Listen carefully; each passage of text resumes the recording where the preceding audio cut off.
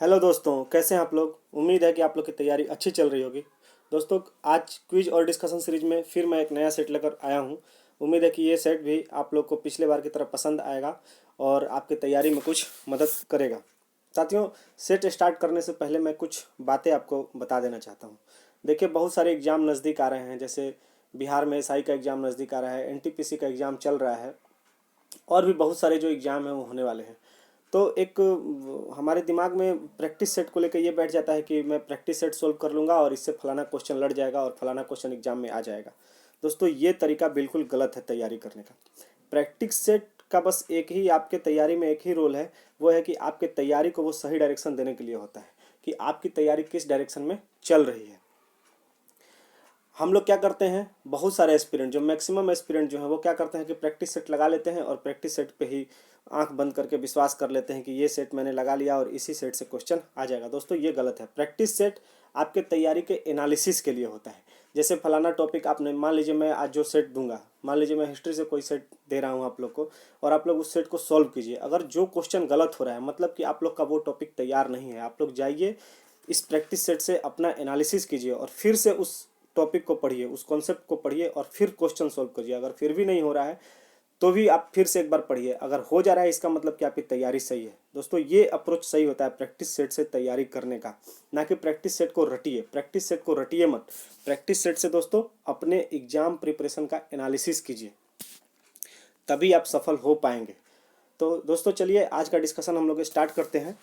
आज के डिस्कशन में दोस्तों कुल 25 क्वेश्चन है। टोटल 25 क्वेश्चन पिछली बार की तरह। कट ऑफ इस बार भी मैंने 18 ही रखा है। आप लोग कमेंट जरूर कीजिएगा कि किसका कितना सही हुआ।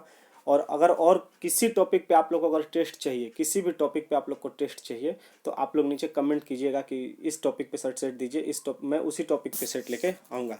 तो चलिए हम लोग अपने पहले क्वेश्चन की तरफ चलते हैं।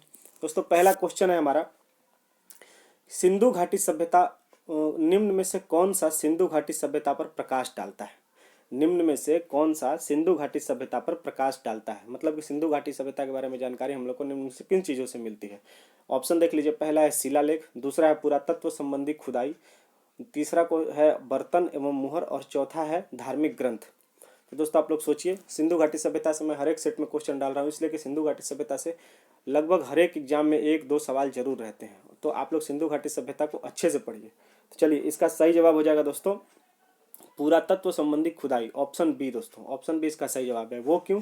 क्योंकि आप लोग जानते हैं सिंधु घाटी सभ्यता की लिपि तो प्राप्त हुई है, इंस्क्रिप्शन प्राप्त हुए हैं लिपि, लेकिन अभी तक पढ़ी नहीं जा सकी है। तो पढ़ी नहीं जा सकी है तो क्या हुआ है कि पुरातत्व संबंधी जितने भी साक्ष्य मिले हैं उसी पर एक परसेप्शन बना दिया गया है कि हाँ ये चीज़ मिला है तो यहाँ पे ये चीज़ हो रहा होगा। इसी के वजह से उसके बारे में हम लोग जो भी आज जानकारी है वो केवल पुरातत्व संबंधी खुदाई से संबंधित है।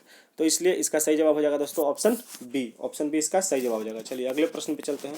प्रश्न संख्या दूसरा हमारा कह रहा है कि देखिए, निम्नलिखित पशुओं में से कौन सा हड़प्पा के मोहरों पर अंकित नहीं है। देखिए, हड़प्पा में बहुत सारे जानवर जो है वहाँ मोहरों पर अंकित है। यहाँ से भी सवाल आता है बहुत सारे एग्जाम में और आया भी है। बीपीएससी में आया है, बिहार एसआई में आया है, इवन यूपीएससी एग्जाम में भी इससे संबंधित सवाल आते हैं। तो प्रश्न है कि निम्नलिखित पशुओं में से कौन सा हड़प्पा के मोहरों पर अंकित नहीं है। ऑप्शन है दोस्तों बाघ, गाय, हाथी और गैंडा। बाघ, गाय, हाथी और गैंडा। तो चलिए, इसका सही जवाब हो जाएगा दोस्तों, सेकंड क्वेश्चन का सही जवाब है ऑप्शन बी, गाय। ऑप्शन बी दोस्तों इसका सही जवाब है, गाय। जैसा कि हम लोग जानते हैं हड़प्पा सभ्यता जो मुख्य रूप से व्यापारिक सभ्यता थी, यहाँ पे व्यापार व्यवसाय ज़्यादा था, उन्नत व्यापार व्यवसाय थे, इसीलिए नगर बसे। तो व्यापार व्यवसाय होने की वजह से क्या हुआ कि वहाँ पे कमर्शियल कमर्शियल पशुओं का ज़्यादा डिमांड था। और गाय जो थी क्या है, गाय पशुपालन में हमारी ज़्यादा मदद करती है। तो गाय गाय थी, ऐसा नहीं है कि गाय नहीं थी, लेकिन गाय इंपॉर्टेंट नहीं थी। गाय इंपॉर्टेंट कब हुई? जब भारत में आए, जब भारत में आए। और ये कौन से थे? ये पशुचारी संस्था थी, ये पशुचारी सभ्यता थी। तो यहाँ पे गाय इंपॉर्टेंट हो जाती है। यहाँ पे बहुत सारे युद्ध भी हुए जो गाय के लिए हुए। गाय को आर्य सभ्यता में, वैदिक सभ्यता में गाय को अघन्या कहा जाता था। तो ये गाय यहाँ पे सही जवाब हो जाएगी। हड़प्पा में मोहरों पर अंकित कौन सी नहीं है? तो गाय जो है वो हड़प्पा पे मोहरों पे अंकित नहीं है। चलिए प्रश्न संख्या तीसरा हम देख लेते हैं। प्रश्न संख्या तीसरा हमारा कह रहा है कि बुद्ध के जीवन, देखिए बुद्ध से भी सवाल बहुत सारे एग्जाम में पूछे जाते हैं। तो बुद्ध के जीवन की किस घटना को महाभिनिष्क्रमण के रूप में जाना जाता है? महाभिनिष्क्रमण के रूप में जाना जाता है। बुद्ध के किस जीवन की किस घटना को महाभिनिष्क्रमण के रूप में जाना जाता है? तो ऑप्शन है उनकी मृत्यु को, उनकी उनके जन्म को, उनके गृह त्याग को या उनके ज्ञान प्राप्ति को दोस्तों। तो महाभिनिष्क्रमण किस रूप में जाना जाता है? बुद्ध के जीवन से संबंधित एक घटना है। बुद्ध के जीवन से संबंधित अलग अलग घटनाओं को अलग अलग नाम से दिया गया है। तो इसमें पूछा गया है कि महाभिनिष्क्रमण किस रूप में जाना जाता है। तो इसका सही जवाब हो जाएगा दोस्तों ऑप्शन सी। ऑप्शन सी जो है उनका गृह त्याग जो है वो महाभिनिष्क्रमण जाना जाता है। महाभिनिष्क्रमण ऑप्शन सी। उनके मृत्यु के बारे में हम लोग जानते हैं कि महापरिनिर्वाण कहा जाता है। उनका जन्म है और मृत्यु का, देखिए यहाँ पे सवाल बनता है कि उनके मृत्यु को किस नाम से भी जाना जाता है और उनका चिन्ह क्या था। उनके चिन्ह के बारे में पूछा जाता है सवाल। तो मृत्यु से संबंधित जो उनका चिन्ह था वो है पद चिन्ह, जो फुटप्रिंट जो होता है ना, तो फुटप्रिंट जो है उनके मृत्यु को बताता है। उनका जन्म कौन सा प्रतीक बताता है? तो उनका जन्म है जो कमल का फूल जो होता है ना, कमल का फूल जो होता है वो होता है उनका फुटप्रिंट। कमल का फूल उनके जन्म को बताता है। उनका गृह त्याग क्या बताता है? घोड़ा। घोड़ा जो जानवर होता है जो तेज दौड़ता है, तो घोड़ा बताता है उनके गृह त्याग को। और ज्ञान प्राप्ति को बताता है पीपल या बोधि वृक्ष, हम लोग जिसको कहते हैं बोधि वृक्ष, जिसको हम लोग कहते हैं पीपल या बोधि वृक्ष को हम लोग ज्ञान प्राप्ति जो हुआ था उसका पद चिन्ह है। तो यहाँ से सवाल पूछता है कि कमल, बुद्ध के जीवन से कमल किस प्रकार संबंधित है? तो ऑप्शन हो जाएगा उनका जन्म। तो इस सवाल का जवाब है कि महाभिनिष्क्रमण घटना किस नाम से जानते हैं? तो गृह त्याग, ऑप्शन सी हो जाएगा इसका। चलिए प्रश्न संख्या चौथे पे चलते हैं। प्रश्न संख्या चौथा हमारा कह रहा है दोस्तों कि शुद्धोधन निम्न में से किस राज्य के राजा थे? शुद्धोधन निम्न में से किस राज्य के राजा थे? कपिलवस्तु, लिच्छवी, मिथिला और अंग। तो इसका सही जवाब आप लोग शुद्धोधन, पहले सोचिए कि शुद्धोधन पहले कहाँ, किस काल में पाए जाते थे या कहाँ के राजा थे, या ये किससे संबंधित है? तो चलिए इसका सही जवाब हो जाएगा दोस्तों ए। ऑप्शन ए जो हो जाएगा इसका सही जवाब हो जाएगा कपिलवस्तु। शुद्धोधन कहाँ के राजा थे? कपिलवस्तु के। अब शुद्धोधन से देख लेते हैं कि शुद्धोधन थे कौन। तो शुद्धोधन दोस्तों आप लोग पढ़े होंगे, शुद्धोधन जो है वो महात्मा बुद्ध के पिताजी थे, महात्मा बुद्ध के फादर थे। महात्मा बुद्ध के फादर शुद्धोधन थे। और ये शाक्य कुल, जो शाक्य कुल के मुखिया थे। शुद्धोधन कौन थे? शाक्य कुल के। क्योंकि हम लोग जानते हैं सवाल, ये भी सवाल यहाँ से भी बनता है कि महात्मा बुद्ध किस कुल से संबंधित थे? तो किस कुल से? तो शाक्य कुल से संबंधित। उनके पिता शाक्य कुल के मुखिया थे और वो कपिलवस्तु के राजा थे। तो ऑप्शन ए, प्रश्न संख्या 4 का सही उत्तर हो जाएगा ऑप्शन ए। चलिए अगले प्रश्न पे चलते हैं। अगला प्रश्न हमारा है दोस्तों प्रश्न संख्या 5। प्रश्न संख्या 5 हमारा कह रहा है कि मध्यकाल में हिंदू धर्म के, बहुत इंपॉर्टेंट सवाल है, मध्यकाल में हिंदू धर्म के प्रचार के लिए 4 मठों की स्थापना निम्न में से किसने किया था? मध्यकाल में हिंदू धर्म के प्रचार के लिए 4 मठों की स्थापना निम्न में से किसने किया था? ऑप्शन है दोस्तों माधवाचार्य, गोविंदाचार्य, शंकराचार्य, वल्लभाचार्य। ऑप्शन है माधवाचार्य, गोविंदाचार्य, शंकराचार्य, वल्लभाचार्य। तो इसका सही जवाब हो जाएगा दोस्तों, आप लोग नाम पढ़े होंगे, शंकराचार्य। ऑप्शन सी जो है इसका सही जवाब हो जाएगा, ऑप्शन सी। ऑप्शन सी इसका सही जवाब हो जाएगा। शंकराचार्य जी जो हैं, ऑप्शन सी शंकराचार्य इसका सही जवाब हो जाएगा। शंकराचार्य जी ने 4 मठों की स्थापना की थी मध्यकाल में हिंदू धर्म के प्रचार प्रसार के लिए। तो और क्या क्या किया था शंकराचार्य ने? तो शंकराचार्य कौन थे? तो शंकराचार्य का जन्म देखिए दोस्तों, ये भक्ति आंदोलन के प्रथम प्रचारक थे। भक्ति आंदोलन हम लोग पढ़े होंगे मध्यकाल में, भक्ति आंदोलन, सूफी आंदोलन।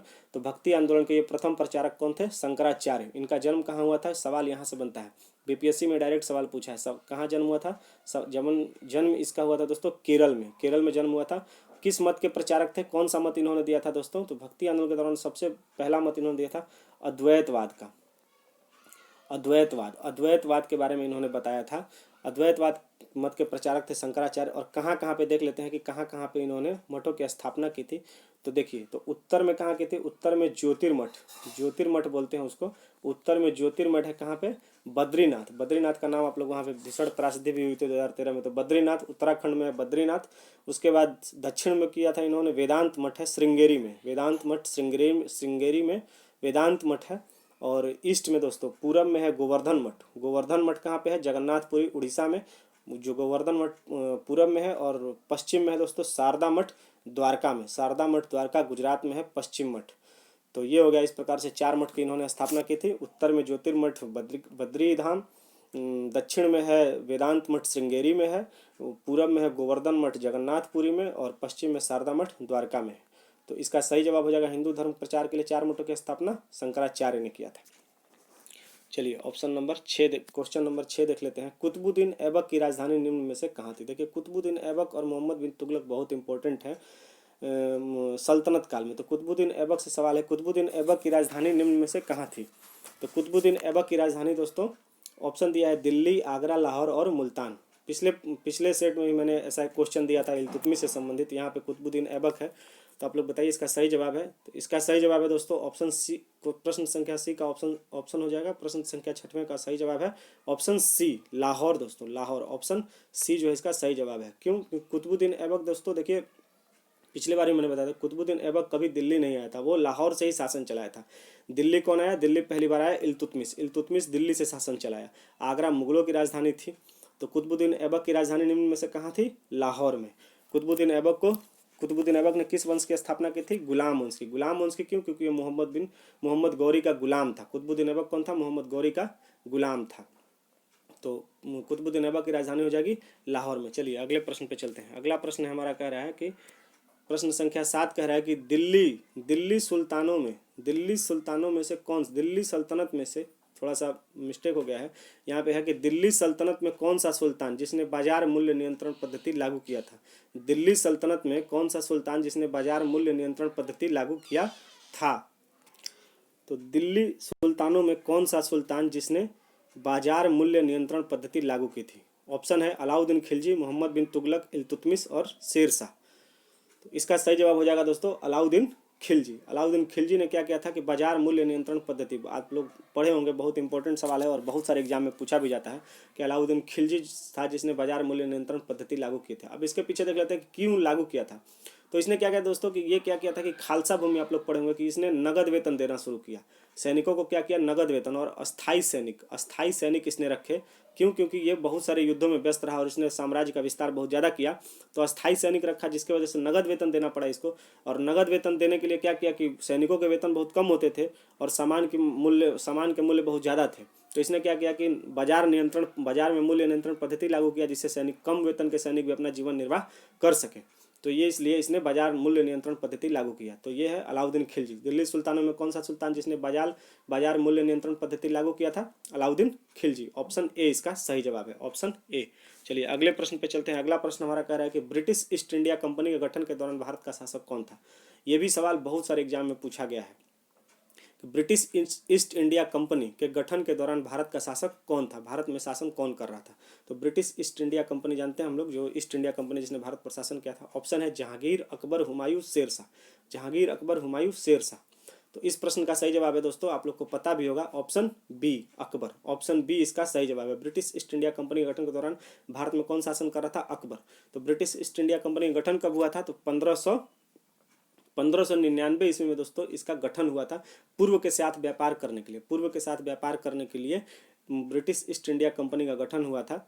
उस समय शासक था अकबर। लेकिन जब इसका पहला जो दल था वो जब भारत पहुंचा तो अकबर की मृत्यु हो गई थी। आप लोग जानते हैं 1605 में अकबर की मृत्यु हो गई थी। तो जब ये पहली बार जब पहुंचे पत्र लेकर, व्यापार करने का पत्र लेकर, तो उस समय शासक कौन था? जहांगीर था। जब ये पहुंचेंगे तो जहांगीर था। और प्रश्न पूछेगा गठन के दौरान कौन शासक था? तो अकबर। तो इसका सही जवाब हो जाएगा अकबर। चलिए प्रश्न संख्या 9 देख लेते हैं। प्रश्न संख्या 9 है कि ब्लू वाटर पॉलिसी निम्न में से किस गवर्नर की नीति थी? देखिए ये भी सवाल बहुत बड़ा है। ब्लू वाटर पॉलिसी निम्न में से किस गवर्नर की नीति थी? ऑप्शन है Robert Clive, Lord Cornwallis, Francis de Almeida और डुप्ले। तो सबसे पहले तो आप लोग को ये समझना होगा ब्लू वाटर पॉलिसी किस कंपनी की थी, कौन सी, जो 4 कंपनियां भारत में शासन की थी, 4 कंपनियां जो व्यापार करने आई थी, तो उसमें से ब्लू वाटर पॉलिसी किस कंपनी की थी? देखिए यही है कॉन्सेप्ट बेस्ड सवाल। अगर आपको ब्लू वाटर पॉलिसी पता होगा किस कंपनी ने, कौन से देश ने चलाई थी, तो आप लोग को तुरंत पता चल जाएगा कौन सा गवर्नर रहा होगा। तो चलिए इसका सही जवाब है Francis de Almeida. Francis de Almeida कौन सा था? तो ये पुर्तगाली गवर्नर थे। फ्रांसिस डी अल्मेडा पुर्तगाली गवर्नर थे। ये 1505 में 1505 में ये भारत के गवर्नर पुर्तगाली गवर्नर बने थे भारत के क्षेत्र में। तो इन्होंने क्या किया था कि व्यापार को सुनिश्चित करने के लिए, सुगम रूप से व्यापार चल सके, यानी कि व्यापारिक हितों की रक्षा के लिए इन्होंने समुद्र में ब्लू वाटर पॉलिसी चलाई। कोई भी जहाज जब आते थे, ये क्या किए थे कि समुद्र में बहुत जगह फितोरियो एक बोला जाता है, फितोरियो जो समुद्र में आइलैंड पे छोटे छोटे अड्डे बना रखे थे और वहाँ से जहाज गुजरते थे तो या तो उनको लूट लेते थे या उनसे टैक्स लेते थे। तो ये कौन थे? Francis de Almeida blue water policy चलाए थे हिंद महासागर में। तो चलिए ये हो जाएगा, ये पुर्तगाली गवर्नर थे। चलिए अगले प्रश्न पे चलते हैं। अगला प्रश्न है कि महाराजा रणजीत सिंह के राज्य की राजधानी निम्न में कौन सी थी? ये भी सवाल बहुत सारे एग्जाम में पूछा गया है। बहुत सारे एग्जाम में ये सवाल पूछा गया कि महाराजा रणजीत सिंह के राज्य की राजधानी निम्न में से कौन सी थी, और मैक्सिमम लोग गलत करके आते हैं। तो इसका ऑप्शन है अमृतसर, लाहौर, दिल्ली और श्रीनगर। अमृतसर, लाहौर, दिल्ली और श्रीनगर। तो महाराजा रणजीत सिंह के राज्य की राजधानी निम्न में से कौन सी थी? ऑप्शन हो जाएगा option B. Option B, Lahore जो है वो महाराजा रणजीत सिंह की राजधानी थी। तो देखिए इनकी दो राजधानियां थी। लाहौर जो थी वो पॉलिटिकल राजधानी थी, और अमृतसर जो थी वो कल्चरल, कल्चरल बोलते हैं या इसको धार्मिक बोल सकते हैं, कल्चरल या धार्मिक राजधानी अमृतसर थी। लाहौर को कब जीता था? तो लाहौर को उन्होंने 1799 में लाहौर जीता था, और 1805 में इन्होंने अमृतसर को जीता था। तो स्वाभाविक है कि जो पहले जीतेंगे वो पहले राजधानी बनेगी। तो लाहौर, इस तरह से महाराजा रणजीत सिंह की राजनीतिक राजधानी लाहौर थी। चलिए, और अमृतसर जो हो जाएगी वो धार्मिक या सांस्कृतिक राजधानी हो जाएगी। प्रश्न संख्या 11 पे चलते हैं।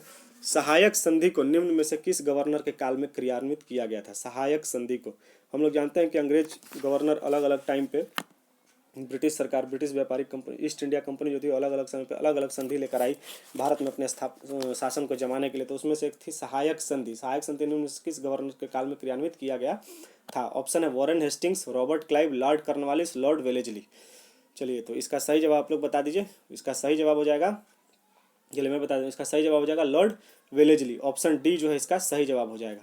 अब सहायक संधि लॉर्ड वेलेस्ली किस काल में थे? पहले इनका काल देख लेते हैं। तो लॉर्ड वेलेस्ली थे 1798 में। 1798 में आए थे लॉर्ड वेलेस्ली। वॉरेन हेस्टिंग्स कब थे? तो वॉरेन हेस्टिंग्स वॉरेन हेस्टिंग्स बन के आए थे 1774 से 1785 तक ये रहे थे। वॉरेन हेस्टिंग्स कब रहे थे? 1774 1785 तक। इनके समय की सबसे मुख्य बात थी, वॉरेन हेस्टिंग्स के समय 1773 का पहला रेगुलेटिंग एक्ट जो आया था 1773 का वॉरेन हेस्टिंग्स के काल में आया था। रॉबर्ट क्लाइव 2 बार गवर्नर बने। रॉबर्ट क्लाइव ही थे जो रॉबर्ट क्लाइव 2 बार बन के आए थे। एक बार प्लासी का युद्ध इन्हीं के काल में हुआ था। ये 1757 से एक बार रहे थे 1760 तक। उसके बाद 1765 से 1767 तक, ये जब बक्सर युद्ध भी जब जीत गए तो ये संधि करने के लिए भी रॉबर्ट क्लाइव को ही बुलाया गया था। इन्होंने द्वैत शासन प्रारंभ किया था। बंगाल में द्वैत शासन किसने प्रारंभ किया था पूछा जाता है सवाल ये। Robert Clive. द्वैत शासन किसने प्रारंभ किया था? तो रॉबर्ट क्लाइव ने। लॉर्ड कॉर्नवालिस, बहुत बड़े लॉर्ड कॉर्नवालिस का भी, लॉर्ड कॉर्नवालिस थे 1700, ये आए थे 1700, लॉर्ड कॉर्नवालिस 1786 1786 से 1793 तक ये भारत के गवर्नर रहे थे, गवर्नर जनरल रहे थे, सॉरी बंगाल के गवर्नर जनरल रहे थे। तो बंगाल गवर्नर, इनके समय मुख्य काम क्या हुआ था दोस्तों? तो अस्थाई बंदोबस्त व्यवस्था 1793 में, 1793 में अस्थाई बंदोबस्त लगी थी। ये पुलिस सेवा के भी जनक जाने जाते हैं, और ये सब महत्वपूर्ण कार्य। और लॉर्ड वेलेस्ली 1798 से 1805 तक ये रहे थे। ठीक है, और सबसे पहले सहायक संधि किसके साथ की गई थी? तो हैदराबाद के निजाम के साथ सबसे पहले सहायक संधि की गई थी। और लॉर्ड वेलेस्ली का एक और सवाल पूछ लेता है कि बंगाल का शेर निम्न में से कौन सा गवर्नर जनरल अपने आप को बंगाल का शेर कहता था? तो बंगाल का शेर यही लॉर्ड वेलेस्ली जो थे, वो अपने आप को बंगाल का शेर कहते थे। तो इसका सही जवाब हो जाएगा, प्रश्न संख्या 11 का सही जवाब हो जाएगा ऑप्शन डी। चलिए प्रश्न संख्या 12 पे चलते हैं। थोड़ा सा डिस्कशन थोड़ा सा बड़ा हो जा रहा है, लेकिन दोस्तों मैं एक एक चीज़ आप लोग को बता दे रहा हूँ। जो भी ऑप्शन है उसमें मैं एक एक चीज़ आप लोग को बता दे रहा हूँ, तो आप लोग की, ताकि आप लोग जब भी उस प्रश्न को पढ़ें या वैसा कुछ भी आए तो आप लोग को इसी तरीके से, यही सही अप्रोच यही है कि आप लोग को चारों ऑप्शन के बारे में कुछ ना कुछ जानकारी होना चाहिए, तभी आप एग्जाम में जाके और सही प्रश्न सॉल्व करके आएंगे। चलिए प्रश्न संख्या 12 देख लेते हैं कि निम्नलिखित में से किस वायसराय ने सबसे पहले पृथक निर्वाचक मंडल, देखिए ये भी सवाल इंपॉर्टेंट है और घुमा के पूछ दिया गया है, पृथक निर्वाचक मंडल की व्यवस्था लागू की थी? ऑप्शन है Lord Curzon, Lord Minto, Lord Cornwallis, Lord Hardinge. तो चलिए इसका सही जवाब है Lord Minto. Morley Minto reform जो 1909 में आया था, मार्ले मिंटो रिफॉर्म वही है पृथक निर्वाचक मंडल। पृथक, जहाँ से मुस्लिमों को अलग वोट देने का और अपने प्रतिनिधि चुनने का अधिकार दिया गया था। पृथक निर्वाचक मंडल किसने? लॉर्ड मिंटो 1909 में। ये बंगाल भारत के गवर्नर जनरल थे। लॉर्ड मिंटो कौन थे? भारत के गवर्नर जनरल थे उस समय। कर्जन के बारे में आप लोग जानते हैं कि कर्जन कौन थे? तो कर्जन बंगाल विभाजन के समय थे।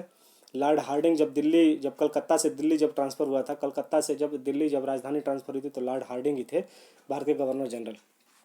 तो चलिए ये हो गया इसका, सॉरी वायसराय थे ये चारों। लॉर्ड कॉर्नवालिस केवल बंगाल गवर्नर, बाकी ये तीनों जो हैं वो वायसराय थे। चलिए अगले प्रश्न पे चलते हैं। तो अगला प्रश्न हमारा है 1800। चलिए प्रश्न संख्या 13 कह रहा है कि 1857 की क्रांति के समय 1857 की क्रांति किस जगह से प्रारंभ हुई थी। 1857 की क्रांति निम्न में से किस जगह से प्रारंभ हुई थी। ये भी सवाल बहुत बार एग्जाम में आया है, आप लोग देख लीजिएगा इसको। 1857 की क्रांति किस जगह से प्रारंभ हुई थी। और प्रश्न डालने का मतलब मेरा ये नहीं है कि आप लोग को आ रहा है कि नहीं आ रहा है। प्रश्न डालने का मेरा मतलब ये है कि आप लोग 1857 की जो रिवॉल्यूशन हुआ था उसको आप लोग अच्छे से पढ़ लीजिए, एक एक फैक्ट उसमें से, क्योंकि हर एक बिहार, खासकर बिहार के एग्जाम में तो जरूर पूछता है ये सवाल। तो 1857 को अच्छे से पढ़ लीजिएगा। तो चलिए ये प्रश्न है कि 1857 की क्रांति निम्न में से किस जगह प्रारंभ हुई थी। ऑप्शन है बैरकपुर, दिल्ली, बिहार, मेरठ। बैरकपुर, दिल्ली, बिहार और मेरठ। तो इसका सही जवाब है ऑप्शन डी, मेरठ से प्रारंभ हुई थी 10 मई। 10 मई 1857 को मेरठ से प्रारंभ हुई थी। और यहाँ के छावनी में, यहाँ के जो छावनी के जो सैनिक थे उन्होंने विद्रोह कर दिया और ये 12 मई को 11 मई को ये दिल्ली पहुंच गया था और 12 मई को दिल्ली में प्रारंभ हुआ 1857 की क्रांति। बैरकपुर में हम लोग जानते हैं मंगल पांडे जो थे, जो पहले जो 1857 में जिन्होंने विद्रोह किया था, तो वो बैरकपुर छावनी में थे। बैरकपुर दोस्तों बंगाल में है। चलिए ये हो गया प्रश्न संख्या 13 का सही जवाब हो जाएगा ऑप्शन डी। चलिए प्रश्न संख्या 14 देख लेते हैं। देखिए ये भी इंपॉर्टेंट सवाल है, देखते हैं आप लोग कितना जानते हैं अपने राष्ट्रगान को। तो जनगण मन पहली बार किस अवसर पर गाया गया था। देखते हैं, आप लोग को शायद पता होना भी चाहिए क्योंकि ये आपका राष्ट्रीय गान है। तो ऑप्शन है बंगाल के विभाजन के दौरान, कांग्रेस अधिवेशन 1911 के दौरान, चंपारण सत्याग्रह के दौरान या कांग्रेस अधिवेशन 1896 के दौरान। इसका सही जवाब आप लोग बता दीजिए। तो जनगणमन पहली बार किस अवसर पर गाया गया था। इसका सही जवाब है दोस्तों कांग्रेस अधिवेशन 1911 में। कांग्रेस अधिवेशन 1911 में जनगणमन पहली बार गाया गया था। कांग्रेस अधिवेशन 1911 में जनगणमन पहली बार गाया गया था। अब बंगाल विभाजन के दौरान क्या गाया था। बंगाल विभाजन के दौरान देखिए यहाँ पे बंगाल विभाजन के दौरान आमार सोनार बंगलार, आमार सोनार बांग्ला जो बांग्लादेश का राष्ट्रीय गीत है, इसको किसने लिखा था। रविन्द्रनाथ टैगोर ने। जनगणमन को भी किसने लिखा है। रविन्द्रनाथ टैगोर ने।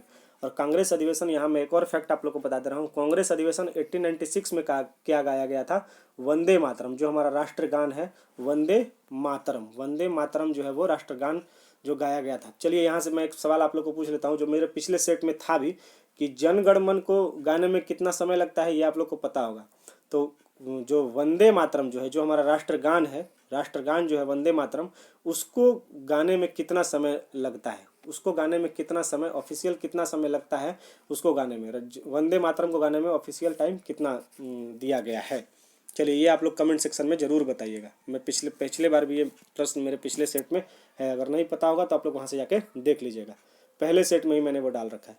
गदर पार्टी की स्थापना निम्न में से किस स्वतंत्रता सेनानी द्वारा की गई थी। देखिए गदर पार्टी से भी सवाल पूछा जाता है। गदर पार्टी से क्यों, क्योंकि ये, चलिए आगे मैं अभी बताता हूँ। गदर पार्टी की स्थापना निम्न में से किस स्वतंत्रता सेनानी द्वारा किया गया था। ऑप्शन है भगत सिंह, महात्मा गांधी, लाला हरदयाल, सुभाष चंद्र बोस। तो इसका सही जवाब हो जाएगा गदर पार्टी की स्थापना लाला हरदयाल के द्वारा की गई थी। लाला हरदयाल के द्वारा गदर पार्टी की स्थापना 1913 में इसकी स्थापना हुई थी। 1913 में हेडक्वार्टर था इसका सैन फ्रांसिस्को यूएसए में। सैन फ्रांसिस्को यूएसए में। अब ये गदर पार्टी और इन सारी जैसी पार्टियों से क्यों सवाल पूछा जाता है, क्योंकि ये सब ना भारत के बाहर जो क्रांतिकारी गतिविधियां हो रही थी, भारत से बाहर विदेशों में जो क्रांतिकारी गतिविधियां हो रही थी, उनमें से ये कुछ मुख्य बातें हैं। जैसे मैडम भिखाजी कामा के बारे में आप लोगों ने पढ़ा होगा, कामागाटा मारू प्रकरण आप लोगों ने पढ़ा होगा। तो वैसे ही गदर पार्टी भी जो थी वो भारत के बाहर ये चल रही थी क्रांतिकारी गतिविधि, इसलिए यहाँ से सवाल हमेशा पूछते हैं। तो इसका सही जवाब हो जाएगा ऑप्शन सी, लाला हरदयाल गदर पार्टी की स्थापना किए थे। चलिए अगले प्रश्न पे चलते हैं। अगला प्रश्न है हमारा कि भारत में सबसे कम वर्षा वाला स्थान। देखिए अब ज्योग्राफी से सवाल आ गया, जो कि हर एक सेट में मैं डाल रहा हूँ, हिस्ट्री, ज्योग्राफी और करंट अफेयर, तो इसमें भी वैसे ही है। तो भारत में सबसे कम वर्षा वाला स्थान निम्न में से कौन सा है। ऑप्शन है दोस्तों बीकानेर, जैसलमेर, लेह और जयपुर। भारत में सबसे कम वर्षा वाला, ध्यान से पढ़िएगा, सबसे कम बारिश कहाँ होती है, रेगिस्तान भी है। तो सबसे कम वर्षा वाला स्थान निम्न में से कौन सा है। बीकानेर, जैसलमेर, लेह और जयपुर। तो इसका सही जवाब हो जाएगा ऑप्शन सी। ऑप्शन सी जो है इसका सही जवाब है ले में हो जाएगा। देखिए बहुत लोग को लगेगा कि बीकानेर होगा, जैसलमेर होगा, जयपुर होगा, लेकिन देखिए ले में क्या है कि 10 सेंटीमीटर से भी कम बारिश होती है। यहाँ पे हमेशा बर्फ जमा रहता है, आप लोग को पता ही होगा, हिमालय क्षेत्र में है, बृहद हिमालय क्षेत्र में है। तो लेह में क्या होता है 10 सेंटीमीटर से भी कम वर्षा होती है। तो सबसे कम वर्षा कहाँ होगा, लेह में। और बीकानेर, जैसलमेर और जयपुर में मान के चलिए 50 सेंटीमीटर के आसपास से, 50 तो नहीं लेकिन 25 से 50 सेंटीमीटर के आसपास बारिश होती है। कुछ बारिश होती है बीकानेर और जैसलमेर में। तो इसलिए सबसे कम वर्षा वाला क्षेत्र कौन सा हो जाएगा, लेह। बहुत ध्यान से इसको देख लीजिएगा आप लोग, बहुत लोग गलत करते हैं ये सब सवाल। खासकर बिगिनर तो जरूर गलती करते हैं। क्वेश्चन नंबर 17 कह रहा है कि निम्न में से किस ग्रह का आकार पृथ्वी के समान है। निम्न में से किस ग्रह का आकार पृथ्वी के समान है। ऑप्शन है mercury, Mars, Venus, Saturn. Mercury, Mars, Venus, Saturn. ऐसे ही देखिए एग्जाम में भी प्रश्न देते थे। आप लोग हिंदी में नाम पढ़े होंगे सबका, हिंदी में अभी मैं दे देता तो आप लोग को जरूर पता होता, लेकिन ये इंग्लिश में ऐसे ही नाम, इंग्लिश में भी इंग्लिश रहता है और हिंदी में भी इंग्लिश टाइप ही नाम दे देते हैं, तो इसमें बहुत लोग कन्फ्यूजन कर जाते हैं। तो ये प्रश्न डालने का मेरा मतलब यही है कि आप लोग हिंदी नाम भी पढ़िए और इंग्लिश नाम भी पढ़िए। तो चलिए, किस ग्रह का आकार पृथ्वी के समान है, तो इसका सही जवाब हो जाएगा, कौन सा ग्रह है। आप लोग को इसका हिंदी में नाम पता है तो बताइए। तो इसका हो जाएगा दोस्तों ऑप्शन सी जो है वीनस। अब वीनस का हिंदी नाम क्या होता है, शुक्र। देखिए अब आप लोग को याद आ गया होगा, शुक्र जो है वो वीनस। तो मरकरी का क्या नाम है, मरकरी हो जाएगा बुध। मार्स जो है वो मंगल, मार्स मिशन अभी मूवी भी आई थी, कौन, मंगल मिशन मंगल आई थी जो, तो मार्स हो जाएगा मंगल, वीनस हो जाएगा शुक्र और सैटर्न हो जाएगा शनि। तो वीनस जो हो जाएगा वो ऑप्शन सी इसका सही जवाब हो जाएगा। वीनस के बारे में और फैक्ट देख लेते हैं। इसे सांझ या भोर का तारा भी कहते हैं। ये सांझ में और भोर में जो चमकता है ना ग्रह, जो जो तो पूरब और पश्चिम की तरफ, तो ये वीनस ही होता है, शुक्र होता है। ये घनत्व, आकार और व्यास में पृथ्वी के समान है। घनत्व कितना जगह छेकता है, साइज में भी है ऑलमोस्ट पृथ्वी के समान है, और इसका व्यास भी है जो वो पृथ्वी के समान है। सबसे चमकीला ग्रह भी है वीनस। वीनस मतलब शुक्र जो है वो सबसे चमकदार है, क्योंकि ये चमकता भी है, देखिए सुबह और शाम में। उसके बाद सबसे गर्म भी है, सबसे गर्म भी है वीनस, गर्म भी है वीनस। अब इससे संबंधित एक और फैक्ट करंट में देख लेते हैं कि इसका क्या है कि 2023 में इसरो का एक मिशन है शुक्रयान। शुक्रयान जो है वो 2023 में छोड़ा जाना है। किस लिए, ये जैसे पृथ्वी से बाहर हम लोग सोच रहे हैं कि पृथ्वीवासी दूसरे ग्रह पे भी जाकर रहे हैं, तो वीनस के वायुमंडल का अध्ययन करने के लिए, वीनस के वायुमंडल में अभी CO2 गैस बहुत ज़्यादा है, तो उसका अध्ययन करने के लिए शुक्रयान जो है वो 2023 में इसरो का एक मिशन है, इसको भेजा जाना है। ये करंट से आप लोग इसको नोट डाउन कर लीजिएगा, बहुत इंपॉर्टेंट है, हो सकता है किसी एग्जाम में आ जाए, क्योंकि इसरो से संबंधित सवाल पूछते रहते हैं। चलिए प्रश्न संख्या 18 देखते हैं। सबसे बड़ा तटीय रेखा किस देश का। अब ये इंटरनेशनल टाइप सवाल हो गया, ये वैश्विक भूगोल से सवाल है कि सबसे बड़ा तटीय रेखा किस देश का है। ऑप्शन है USA, ऑस्ट्रेलिया, कनाडा, रूस। USA, ऑस्ट्रेलिया, कनाडा, रूस। ऑस्ट्रेलिया पूरी तरीके से समुद्र में ही है, रूस सबसे बड़ा देश है। USA, ऑस्ट्रेलिया, कनाडा, रूस। तो इसका सही जवाब हो जाएगा दोस्तों कनाडा। 18 का क्वेश्चन नंबर 18 का सही जवाब हो जाएगा सी, कनाडा।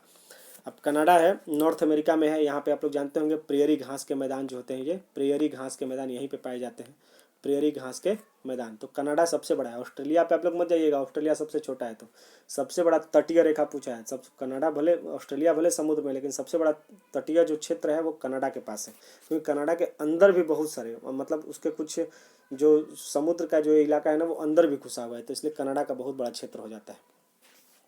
चलिए प्रश्न संख्या 19 पे चलते हैं। प्रश्न संख्या 19 हमारा कह रहा है कि निम्न में से कौन सा क्षेत्र वृष्टि छाया क्षेत्र में पड़ता है। वृष्टि छाया क्षेत्र में पड़ता है उत्तरी भारत, राजस्थान, नीलगिरी, दक्षिण भारत का पूर्वी क्षेत्र। दक्षिण भारत का पूर्वी क्षेत्र।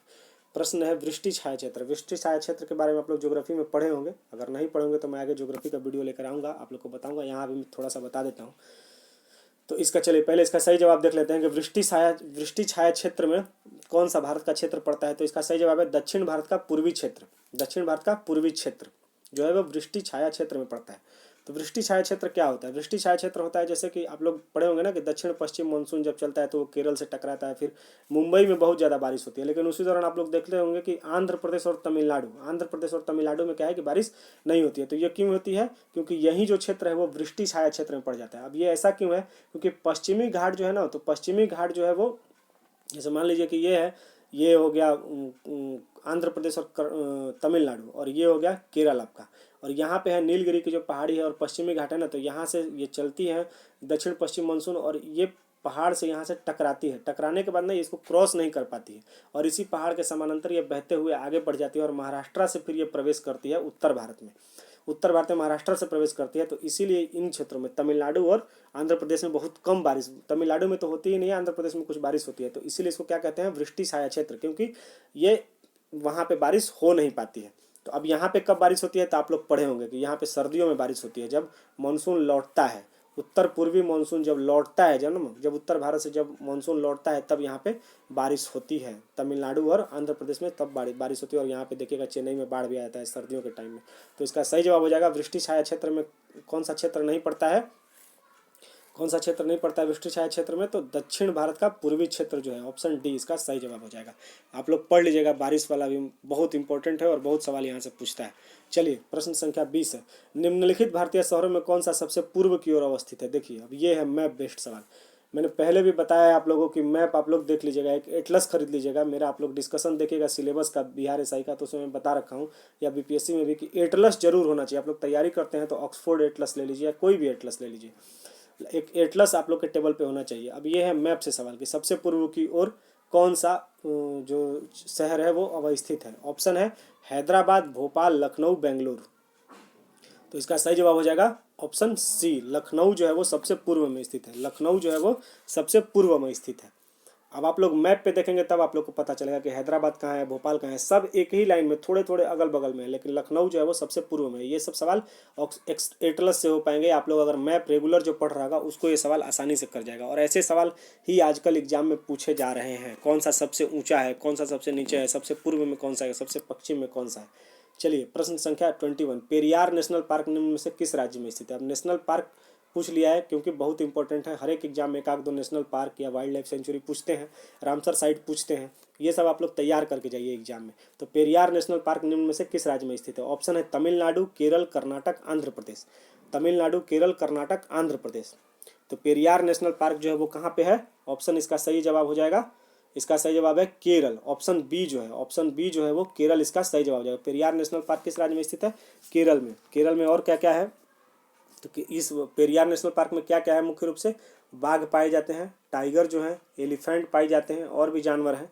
अब केरल में झील बहुत इंपॉर्टेंट है जो पूछी जाती है। कौन कौन सी झील है? मुख्य रूप से वेम्बनाड झील है, अष्टमुदी झील है, और वेम्बनाड झील, अष्टमुदी झील इत्यादि हैं। और भी बहुत सारी झीलें हैं वहाँ पे, बहुत सारी झीलें हैं। बैक्रिस वाटर जिसको बोलते हैं, समुद्र का पानी जो अंदर आ जाता है ना वहाँ पे, तो इससे बहुत बड़ी बड़ी लगून झीलों का निर्माण हुआ है। तो केरल में बहुत सारी झीलें पाई जाती हैं। तो इस तरीके से आप लोग नेशनल पार्क जरूर पढ़ लीजिएगा। अब हर एक सेट में मैं एक दो नेशनल पार्क के बारे में जरूर पूछूंगा। आप लोग नेशनल पार्क भी तैयार कर लीजिए, बहुत सारे एग्जाम में भी पूछा जा रहा है। चलिए प्रश्न संख्या 22 देख लेते हैं। प्रश्न संख्या 22 कह रहा है कि निम्न में से कौन सा राज्य झारखंड के साथ अपनी सीमा साझा नहीं? देखिए ये भी एटलस से संबंधित सवाल है। निम्न में से कौन सा राज्य झारखंड के साथ अपनी सीमा साझा नहीं करता है? ऑप्शन है मध्य प्रदेश, छत्तीसगढ़, उड़ीसा, पश्चिम बंगाल। बहुत बार ये सवाल आप लोग देखोगे, ऐसे सवाल बहुत सारे एग्जाम में पूछा जाता है कि निम्न में से उत्तर प्रदेश की सीमा जो है वो कितने राज्यों से लगती है, या मध्य प्रदेश के बॉर्डर, मध्य प्रदेश से कौन कौन से राज्य बॉर्डर साझा करते हैं। तो वैसे ही झारखंड किस राज्य के साथ अपनी सीमा साझा नहीं करता है? तो ऑप्शन हो जाएगा इसका सही जवाब है मध्य प्रदेश। ऑप्शन ए जो है इसका सही जवाब है। मध्य प्रदेश के साथ झारखंड राज्य अपनी सीमा साझा नहीं करता है। तो किसके किसके साथ करता है? तो देखिए छत्तीसगढ़ के साथ करता है, उड़ीसा के साथ करता है, बंगाल के साथ करता है, और बिहार के साथ करता है। बिहार से ही अलग हुआ है तो बिहार के साथ साझा करेगा ही। पहले मध्य प्रदेश से भी करता था, लेकिन छत्तीसगढ़ के बंटवारे के बाद छत्तीसगढ़ के साथ करता है, मध्य प्रदेश के साथ नहीं करता है। अब ये सब सवाल एटलस से ही होंगे या मैप से होंगे। अगर आप लोग मैप पढ़ रहे होंगे तो मैप से सवाल होंगे। आजकल बहुत आसान आसान से सवाल मैप से पूछ लेते हैं, और लोग मैप देखते नहीं है तो सवाल आता नहीं है। चलिए प्रश्न संख्या 23 है कि इसरो द्वारा चंद्रयान-3 मिशन किस वर्ष प्रस्तावित है? चंद्रयान-3 मिशन किस वर्ष प्रस्तावित है? तो इसका सही जवाब ऑप्शन है दोस्तों 2021, 2022, 2023, 2024। तो इसरो द्वारा चंद्रयान-3 मिशन, आप लोग को पता होगा चंद्रयान-1 एंड 2। अब आप लोग इसको कमेंट में बताइएगा कि चंद्रयान-1 किस वर्ष छोड़ा गया था, चंद्रयान-2 किस वर्ष गया था, ये आप लोग कमेंट में जरूर बताइएगा। चलिए इसका सही जवाब है चंद्रयान-3 मिशन का सही जवाब है, चंद्रयान-3 मिशन का सही जवाब हो जाएगा दोस्तों ऑप्शन ए। ऑप्शन ए जो है इसी साल 2021 में ही जाना है चंद्रयान-3 मिशन। फिर से एक बार हम लोग चंद्रमा के सरफेस पे एक बार फिर से हम लोग कोशिश कर रहे हैं उतरने का, अपने लैंडर को उतारने की कोशिश करेंगे। तो 2021 है। तो आप लोग बताइएगा चंद्रयान-1 और चंद्रयान-2 किस वर्ष गया था, कमेंट में आप लोग जरूर बताइएगा। देखते हैं आप लोग को याद है कि नहीं। चलिए प्रश्न संख्या 24 है। प्रश्न संख्या 24 कह रहा है कि 2020 में अर्थ ओवरशूट डे किस दिन मनाया गया था? अर्थ ओवरशूट डे, अगर आप लोग करंट पढ़ रहे होंगे तो आप लोग को इसके बारे में पता होगा। अर्थ ओवरशूट डे, वैसे तो मैगजीन में इसको डिस्कस नहीं करते हैं, लेकिन चलिए मैं अभी बता देंगे आप लोग को। ऑप्शन है 22 जून, 22 अगस्त, 21 जून, 22 मार्च।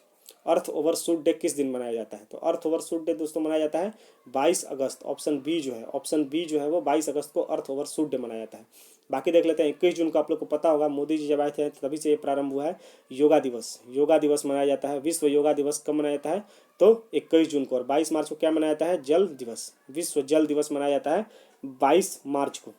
अब थोड़ा सा देख लेते हैं अर्थ ओवरशूट डे क्या होता है। तो अर्थ ओवरशूट डे दोस्तों होता है कि जैसे मान लीजिए कि हम लोग के पास चावल होता है जो हम लोग एक साल पूरा चावल खाएंगे, एक साल के लिए हम लोग चावल खरीद लेते हैं। तो वैसे ही अर्थ का क्या है कि अर्थ के पास जो संसाधन है, तो अर्थ हर एक साल, कुछ संसाधन अर्थ के तो लिमिटेड मात्रा में है, तो जो संसाधन हम लोग को एक साल में खाना था, जैसे चावल हम लोग जो एक साल के लिए खरीद के लाए थे, लेकिन हम लोग के घर में कुछ गेस्ट आ गए ज़्यादा, तो अब क्या हुआ कि वो चावल हमारा 6 महीने पहले ही ख़त्म हो गया। जो चावल हम लोग को दिसंबर तक खाना था, वो चावल हम लोग का मई या जून में ही ख़त्म हो गया। तो इसी को हम लोग, तो वैसे ही क्या है कि अर्थ का जो संसाधन है, अर्थ ने हम लोग को एक साल के लिए संसाधन यूज करने के लिए दिया है।